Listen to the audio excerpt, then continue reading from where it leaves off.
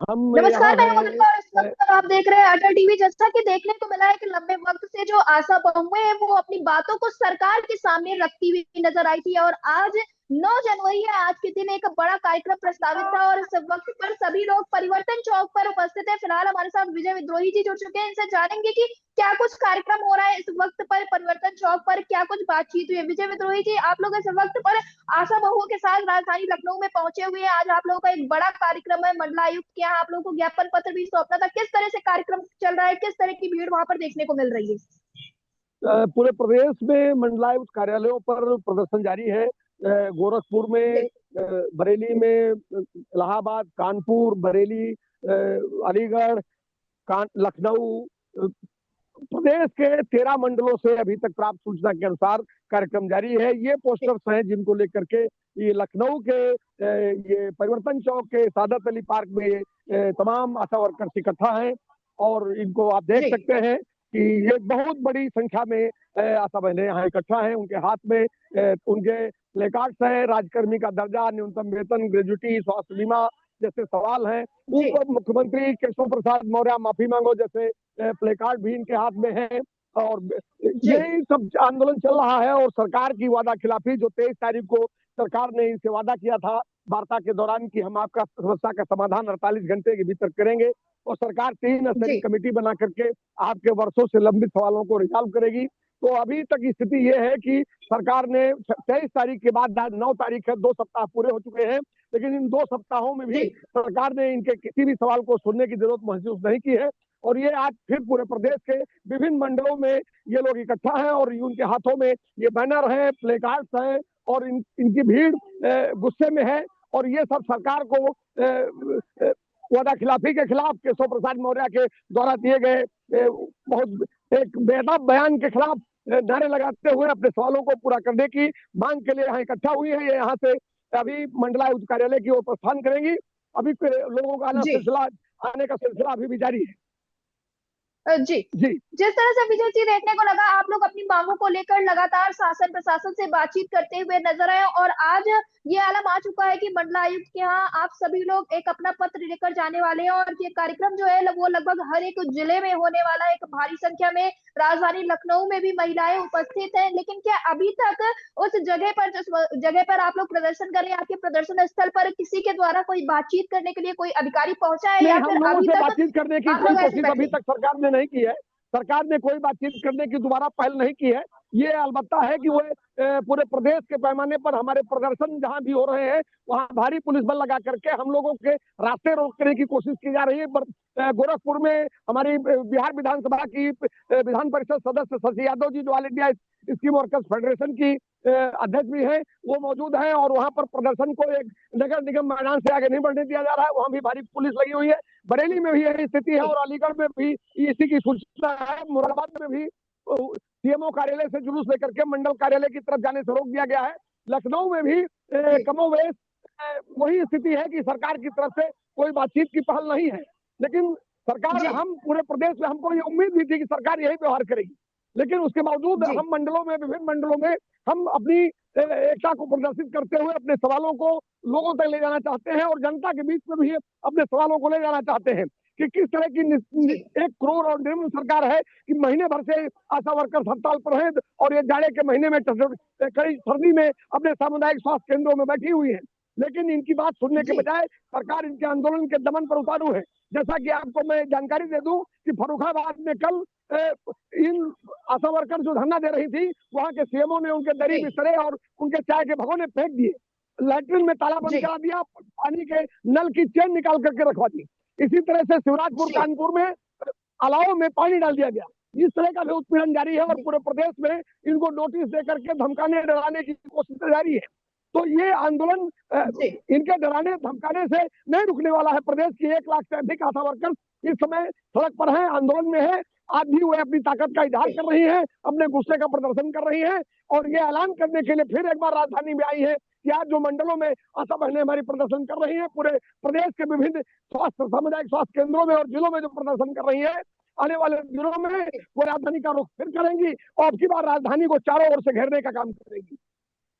जी विजय विद्रोही जी, जी जैसा कि देखने को मिला कि नवनिर्वाचित सरकार का साफ तौर पे यही कहना है, महिला सशक्तिकरण की बात करती है और इसके साथ ही अब तो महिलाओं को रिजर्वेशन अलग से दिया जा रहा है। इस बीच में केशव प्रसाद मौर्य का ये कहना कि क्या आपके पति नहीं कमाते, ये कहाँ तक सटीक था? क्या ये सिर्फ चीजें सारी बयानों और अखबारों के लिए? क्योंकि धरातल पे तो आपके द्वारा भी बताया गया, केशव प्रसाद मौर्य की तरफ से जो व्यवहार किया गया है उससे ये आशा बहुएं काफी ज्यादा नाराज है। देखिए, ये जो महिला सशक्तिकरण का जो नारा है वो सिर्फ और सिर्फ एक बकवास है। ये झूठ है, मुलम्मेबाजी है। और सरकार ने सिर्फ महिला जी वोट के लिए, महिलाओं को खुश करने के लिए और अपने उनका जो मनुस्मृति की विचारधारा पर खड़े होकर के संघ का जो महिलाओं के प्रति दृष्टिकोण है, केशव प्रसाद मौर्य की अभिव्यक्ति और आशा वर्कर सहित समस्त कामगार महिलाओं के विरुद्ध जो ये केशव मौर्य द्वारा प्रलाप किया गया है, ये उनकी उसी संघी मानसिकता का प्रतिनिधित्व करता है। ये उनके व्यवहार में और उनके कहने में, कथनी और करनी में जो अंतर है, उस अंतर को स्पष्ट करता है। उनके यहाँ महिला स्वयं हृदय की वस्तु है। वो उसको आधी आबादी में मानने को भारतीय जनता पार्टी और उसका अनुषंगिक संगठन, उनका जो मूल मातृत्व संगठन है राष्ट्रीय स्वयंसेवक संघ, वो इनको आधी आबादी भी मानने को तैयार नहीं है। तो ये समानता के अधिकार को चुनौती है, ये समस्त कामगार महिलाओं के अधिकार को चुनौती है और परिवार चलाने में उनकी जो सारी भूमिका है, उस भूमिका को चुनौती है। और निश्चित तौर से उनके इस अक्षम्य अपराध की सजा 2027 में आशा वर्कर्स और समस्त कामगार महिला देंगी। जी जैसा कि विजय जी आपने अभी 2027 की बात कर दी है, तो 2027 को लेकर तो सरकार भी तमाम तैयारियां कर रही है, जुमलेबाजी कहा जाए, लेकिन बयान तो पूरे आ रहे हैं कि इस बार संविदा आउटसोर्सिंग कर्मचारियों को फायदा मिलेगा, आशा बहुओं को कैशलेस इलाज की सुविधा दे दी जाएगी। इस तरह के तमाम बयान निकलकर सामने आए, तो क्या उसका असर कुछ होता हुआ नजर आएगा? ये कितने बेशर्म हैं, इनको शर्म नहीं आती है। उन्होंने 2025 के मानसून सत्र में 18 अगस्त को विधायक एवं मंत्री सुख सुविधा विधेयक पास करके 85,000 रुपया अपने वेतन में मासिक की वृद्धि कर ली और 2,000 पाने वाली आशा वर्कर्स के साथ इस तरह की अभद्रता और टिप्पणी करते हैं। और ये सरकार, बहरी सरकार, ये चौथी बार आशाएं पिछले 3 महीने में लखनऊ आई है और ये 5वीं बार भी आएंगी और न जाने के लिए वापस न जाने के लिए आएंगी और सरकार से आर पार करने की लड़ाई का मंशा लेकर के लौट करके आएंगी। यही आज के इस आंदोलन के संदेश है। जी विजय विद्रोही जी, जैसा इसके पहले भी देखने को मिला कि सतीश महाना से आशा बहुओं ने मुलाकात की थी और इस तरह से तमाम लोगों से आपकी मुलाकात हुई। आप जब राजधानी लखनऊ आए हुए थे कुछ दिनों पहले, तब भी मुख्यमंत्री के आवास कार्यालय पहुंचे और तमाम अधिकारियों से आप लोगों की बातचीत हुई, लेकिन इन सारी चीजों को दरकिनार करके देखने को मिल रहा है कि आप लोगों की आवाज विपक्ष के द्वारा पार्लियामेंट में तो उठाई जा रही है, लेकिन सत्ता पक्ष तो कोई होश खबर नहीं ले रहा। बयानों में जरूर आप लोगों की बात होती है। बुनियादी तौर पर सरकारें हमारी नहीं है, मेहनत करने वाले लोगों की के पक्षधर सरकारें नहीं है। सरकारें पूंजीपतियों के लिए है और सस्ता श्रम उनकी जरूरत है और इसीलिए उन्होंने बेकार के लिए ये मुफ्त के स्कीम वर्कर्स पैदा कर लिए। जितने स्कीम वर्कर्स हैं और खास तौर से महिला श्रम के दोहन और लूट का ये इतना बेहया और नंगा दौर है कि पूरी दुनिया के इतिहास में इतना क्रूर और नंगा दौर आपको नहीं मिल सकता है। तो ये सरकार का वास्तविक यही चेहरा और रूप है और इससे एक लड़ाई शुरू हुई है और ये लड़ाई अपने हक अधिकार के लिए है और ये निश्चित तौर से अपने मुकाम तक पहुंचेगी। ये हौसला और जज्बा अभी भी दिखाई पड़ रहा है।